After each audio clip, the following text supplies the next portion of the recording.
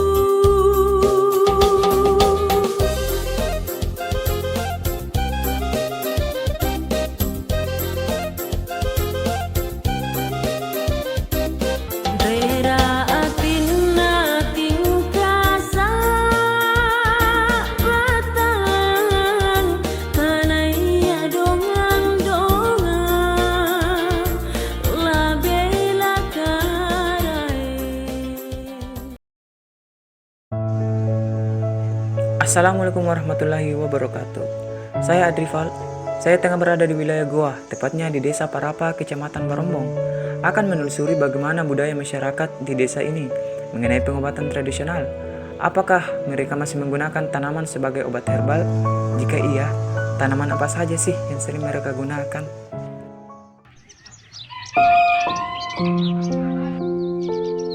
Setelah saya melakukan pengamatan dan meminta pendapat beberapa warga sekitar di desa ini, mereka mengatakan tidak jarang juga masyarakat di sini memanfaatkan tanaman untuk pengobatan herbal.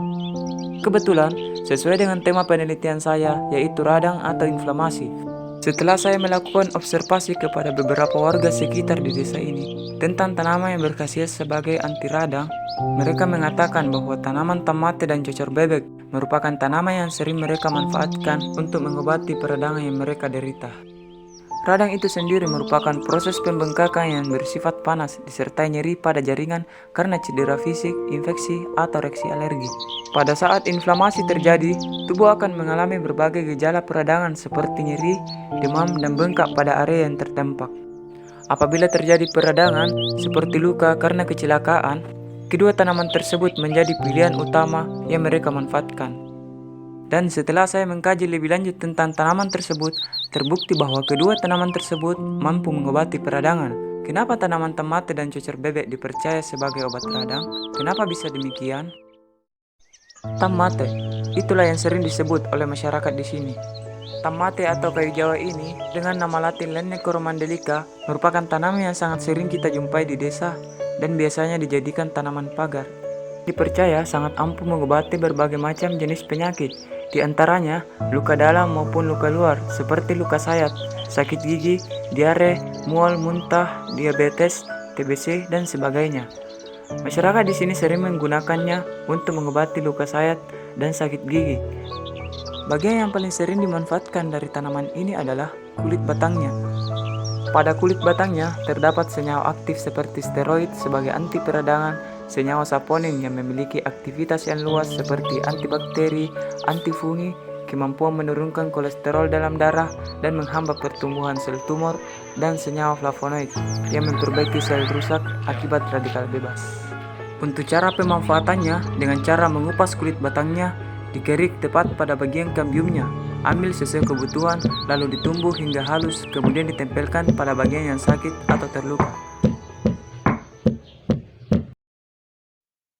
Kemudian, tanaman berikutnya ialah cocor bebek, atau biasa dikenal cucur bebek. Cocor bebek ini memiliki nama latin Prophyllum pinnatum, merupakan tanaman sukulen yang berasal dari daerah tropis Madagaskar. Tumbuhan ini banyak ditemukan di pedesaan, menghiasi pekarangan warga, dan dipercaya mampu mengobati inflamasi. Dan betul bahwa tumbuhan ini mengandung beberapa senyawa antiinflamasi dan antibakteri dan cocok sebagai pengganti antiseptik untuk menyembuhkan luka. Senyawa-senyawa tersebut sama dengan yang terkandung di dalam kulit batang tomate, antara lain senyawa steroid, alkaloid, flavonoid, saponin, dan tanin. Selain itu, antibakteri di dalamnya pun bisa mencegah iritasi yang diakibatkan oleh luka seperti bisul, koreng, radang tenggorokan, amandel, radang telinga luar, sakit gigi, dan rematik.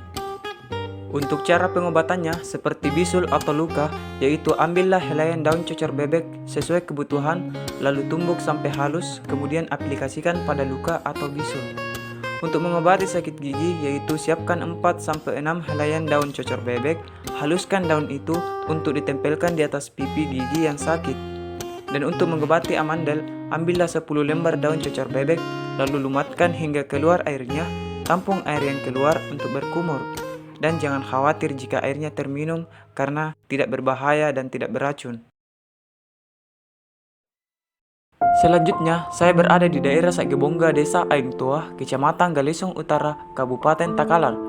Sebagian masyarakat di sini bermata pencaharian sebagai nelayan dan petani.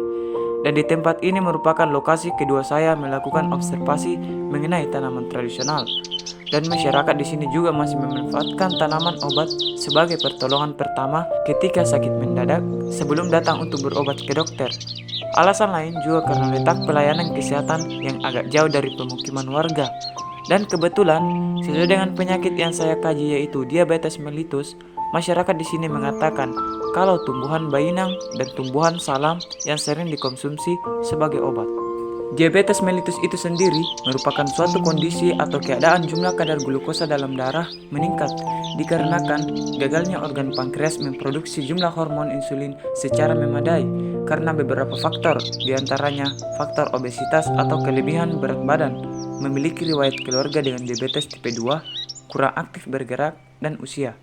Setelah saya mengkaji lebih lanjut tentang tumbuhan yang dimaksud tersebut, ternyata betul bahwa tumbuhan bayinang dan salam mampu mengurangi kadar gula darah. Bayinang, begitu sebutan masyarakat di sini. Bayinang atau belimbing ulu ini, atau dikenal sebagai belimbing sayur dengan nama ilmiah Averrhoa blembi, merupakan buah tropis yang berasal dari Asia Tenggara, termasuk Indonesia. Tanaman ini sering digunakan sebagai penambah kesegaran pada masakan karena memiliki rasa yang sangat masam. Dan daunnya inilah yang dimanfaatkan oleh masyarakat karena dipercaya mengatasi diabetes, mencegah penyakit jantung, mencegah radikal bebas, dan sebagainya. Dan terdapat senyawa-senyawa aktif di daunnya seperti senyawa saponin dapat memberikan efek antitusif dan ekspektoran yang membantu menyembuhkan batuk. Senyawa tanin membunuh sel bakteri, senyawa sulfur dapat melancarkan pengeluaran empedu, anti radang, pereda nyeri, astrigen, dan senyawa asam format. Untuk cara pengobatannya pada penyakit diabetes, ambil daun belimbing wuluh segenggam, Anda cuci daun belimbing wuluh, kemudian rebus sampai mendidih. Setelah itu, Anda dinginkan dan saring air rebusan daun belimbing wuluh. Anda minum rebusan air daun belimbing wuluh ini 2 kali sehari, pagi dan sore. Tumbuhan selanjutnya adalah tumbuhan salam dengan nama latin Syzygium polyanthum. Daun salam digunakan terutama sebagai rempah pengharum masakan di sejumlah negeri di Asia Tenggara, baik untuk masakan daging, ikan, sayur mayur, maupun nasi. Dan ini dicampurkan dalam keadaan utuh kering ataupun segar dan turut dimasak hingga makanan tersebut matang. Pohon salam bisa juga dimanfaatkan untuk mengatasi asam urat, stroke, kolesterol tinggi, melancarkan peredaran darah, radang lambung, diare, gatal-gatal, kencing manis, dan lain-lain. Di dalam daun salam terdapat kandungan minyak esensial, tanin, fenolflavonoid, dan terpenoid. Senyawa fenolflavonoid merupakan senyawa yang dapat menurunkan kadar gula darah sehingga daun salam diduga memiliki efek anti-diabetes.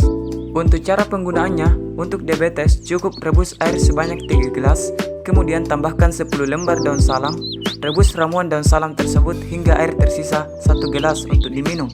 Hasil penelitian menyebutkan daun salam bisa mengatasi diabetes tipe 2 dan dikonsumsi setiap hari sampai gula darah normal kembali. Dan itulah tadi hasil inventarisasi saya tentang tanaman obat di masyarakat Parapa, Desa Tinggimai, Kecamatan Barombong, Kabupaten Goa, dan Sagebongga, Desa Aing Tua, Kecamatan Galesong Utara, Kabupaten Takalar. Kesimpulannya adalah tanaman obat yang dimanfaatkan oleh masyarakat Parapa dan Sagebongga adalah kayu jawa, cocor bebek, salam, dan belimbing wuluh untuk mengatasi penyakit radang dan diabetes, dan merupakan pertolongan pertama ketika sakit sebelum berobat ke dokter. Karena di samping khasiatnya yang ampuh mengobati penyakit tersebut, juga karena mudah didapatkan dan efek sampingnya juga relatif kecil dibandingkan obat dari dokter. Dan tujuan dari inventarisasi tentang tanaman obat ini adalah untuk memberikan edukasi kepada masyarakat Parapa dan Sagebongga agar lebih mau lagi mengenal lebih dalam tentang tumbuh-tumbuhan yang berkhasiat sebagai obat. Dan saya berharap kedepannya ingin membuat sebuah produk yang praktis agar memudahkan masyarakat untuk memanfaatkan tanaman, yaitu membuat produk antiseptik gel spray dari salah satu tanaman di atas, yaitu tumbuhan cocor bebek, untuk mengobati luka yang beradang seperti luka sayat, sariawan, dan sebagainya. Dan saya berharap masyarakat di setiap daerah bisa membuat kebun herbal atau toga, tanaman obat keluarga, untuk mendekatkan pemakaian tanaman obat yang khasiatnya telah diketahui sebagai obat di masyarakat. Terima kasih. Wassalamualaikum warahmatullahi wabarakatuh.